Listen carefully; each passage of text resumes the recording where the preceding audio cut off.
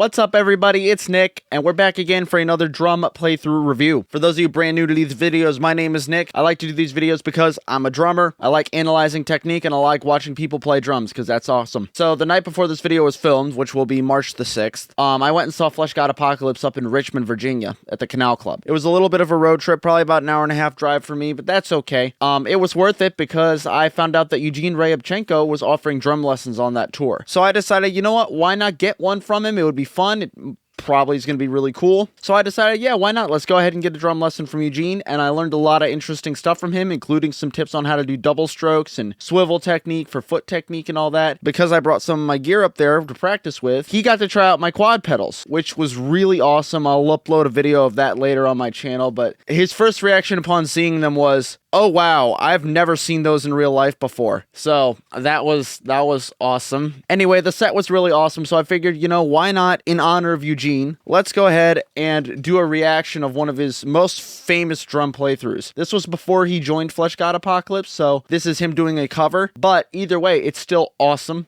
It's an excellent cover. He does an incredible job. We're going to be watching through The Violation. So let's go ahead and get this ball rolling. Good. Hey, there we go. Yeah.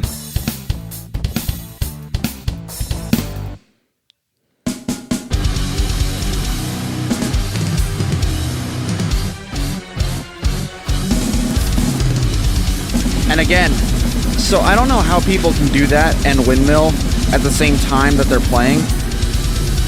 That's just a special type of talent that I don't have. And his swivel is insane too.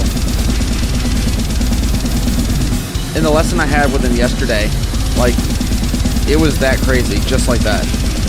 Absolutely nuts.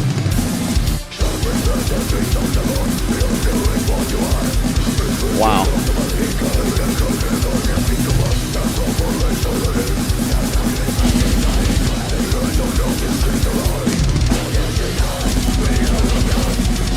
If you look to how his hands are when he's doing any of the French grip blasting, it's nice and loose and relaxed.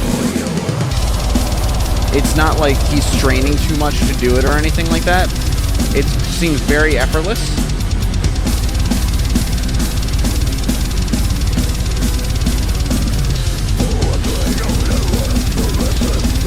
Not to mention, look at his foot technique too. Absolutely effortless.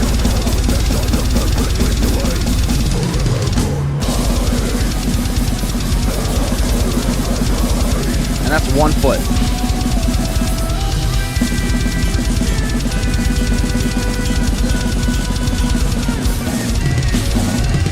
And I believe since this video he has changed his pedals. Yeah, he has. He's got different pedals now. But either way, if you just look at how he does it in this video, it's absolutely insane.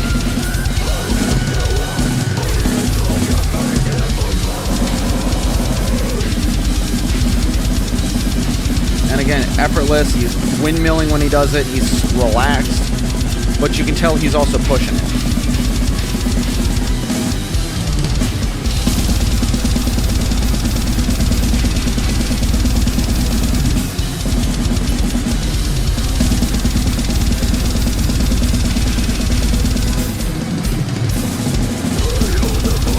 Nice little 6 couplet break there.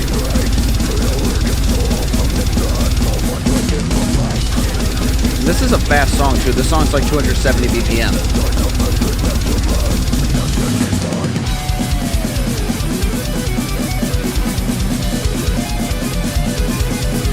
Yeah, at least he gets a little break there. Kind of. But if you listen to the way the drums are set up and they're styled, the drums are actually supporting the orchestra behind and not necessarily the guitars. They're playing to the orchestra, but it allows for extra cool layers to go through.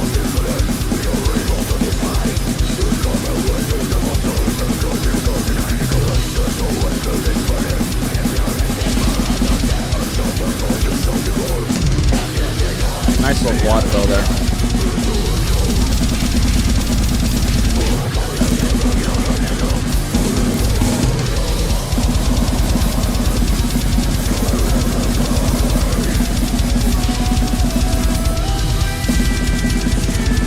Yeah, this guy has been drumming for forever, so he's like effortless with his technique.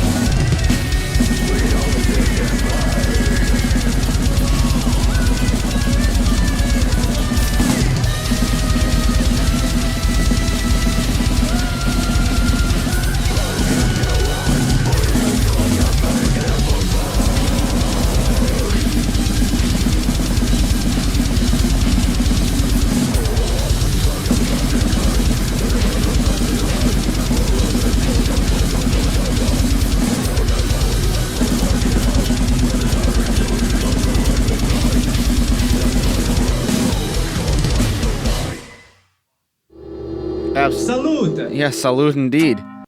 Absolutely crazy, my dude. Yeah, Eugene is just, he's one of those dudes where he can just play that effortlessly and at that incredible of a speed, and he does that for an entire set. Watching him last night when he was playing some really technical, really complicated, really fast stuff, and he was just doing it in a very effortless manner, very nice and efficient. The one thing too that I remember we discussed yesterday in our lesson is actual drum kit setup, pedal settings and everything like that, learning about, and I remember he's discussed this before, there's a triangle that needs to be measured, especially when you're doing any style of drumming. So basically on this triangle, you can have either power, speed, or endurance, and you can only have 2 of each, and you have to sacrifice a third one. So if you're trying to go for power and speed, your endurance is going to go out the window because you can only play so hard, fast for short bits. And if you're trying to go for power and endurance, well, speed has to go out the window because you can't really do that. It's not sustainable. And if you're trying to go for speed and endurance, then power has to go out the window. Eugene has a good way of keeping the power balanced as well as the speed and the endurance. Plus, Eugene has his drum kit set up in the most efficient manner possible.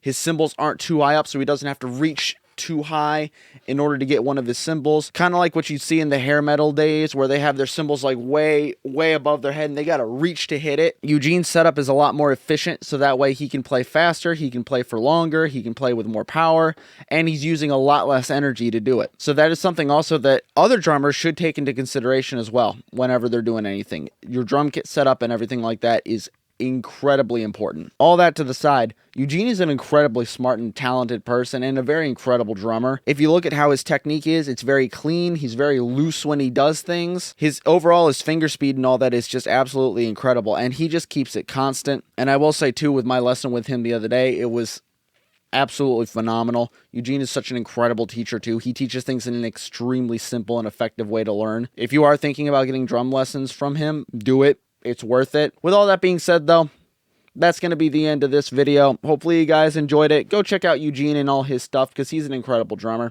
And I'll see you guys in the next one. Cheers.